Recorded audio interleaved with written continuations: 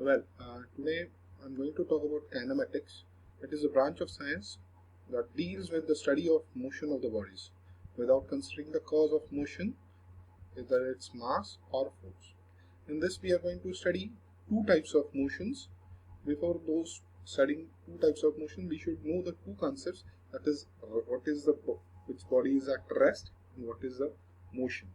Rest means when a body does not change its position with respect to its surrounding, it is said to be at rest. While motion is a property of a body where the body changes its position with respect to its surrounding, then it is said to be in motion. So, considering these primary things, we are going to talk about the two types of motions. First one is linear motion, or it is also called as rectilinear motion, and the second motion, that is called as circular motion, or also called as angular motion. The linear motion, as the name suggests, it is a motion of a body along a straight line, hence it is called as a linear or a rectilinear motion. While the second type of motion, which is along a circumference of a circle, hence it is called as a circular, or it is called as a angular motion. While studying these two motions, we also need to study about these few parameters. What are those? First one is distance. The distance is the length covered by the body in a given time interval. That is called as a distance. It is a scalar quantity, while the similar quantity, that is a displacement, is a vector quantity. In this case, the change is in a particular direction. Distance and displacement are similar quantities, but in displacement we have a particular direction. Next comes the concept of speed and velocity.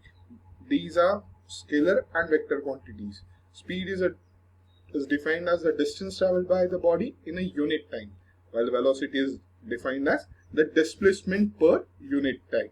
Though two quantities are having same units, but one of the quantity is a scalar quantity and second quantity is a vector quantity. Next concept is of uniform velocity, or it is called as a constant velocity.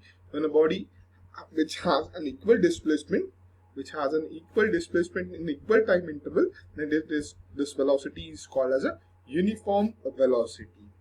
Next concept is of non-uniform velocity. When the body has an unequal displacement in equal time interval, then that velocity is called as non-uniform or variable velocity. And the last term in this particular topic is called as acceleration. Acceleration is the rate of change of velocity with respect to time. Hence, we also call acceleration as change in velocity per unit time. We are going to study the three kinematical equations of motion. By knowing these three kinematical equations of motion, we can solve the numericals related to this.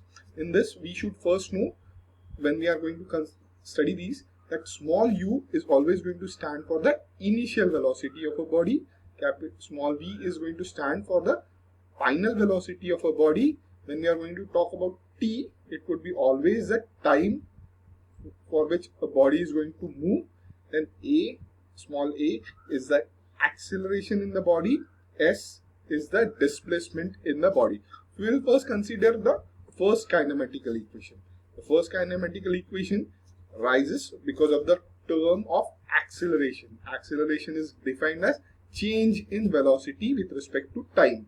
Acceleration is therefore can be written as v minus u, because v is the final velocity, u is the initial velocity. So that is the change in velocity with respect to the time. So v minus u upon t, and after rearranging these terms, we get a new term, that is v is equal to u plus at, and this is the first kinematical equation of a motion. This equation gives us the relation between the final velocity, the initial velocity, acceleration and the time.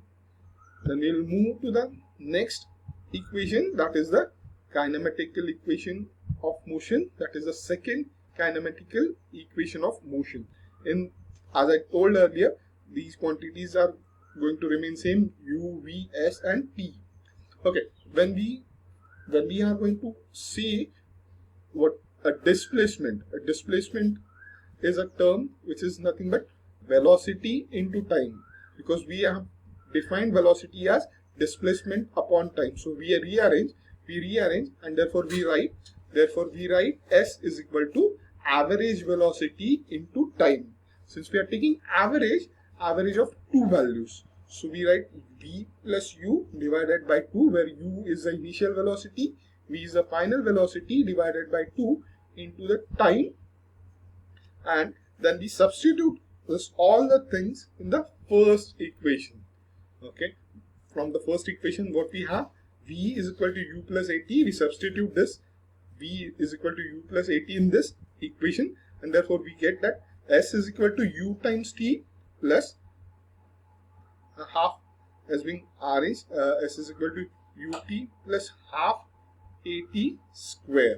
Okay, this is the second kinematical equation. This equation gives the relation between the body which is moving with uniform acceleration. Okay, then we'll move to the third kinematical equation, which gives the relation between the final velocity, initial velocity, and the displacement. The third equation can be achieved by making the squares of both the terms of the first equation, that is left hand side as well as right hand side. The initial equation was v is equal to u plus at, so we square both the sides, that is v square is equal to u plus at whole square, and then by rearranging we get v is equal to u square plus 2 times uat plus a square t square, and then we make a small adjustment where we put the second equation, rearrange, and then we get the third and the final equation, that is the third kinematical equation, that is v square is equal to u square plus 2 times as. This equation gives the relation between the velocity of a body moving with uniform acceleration after the traveling distance s.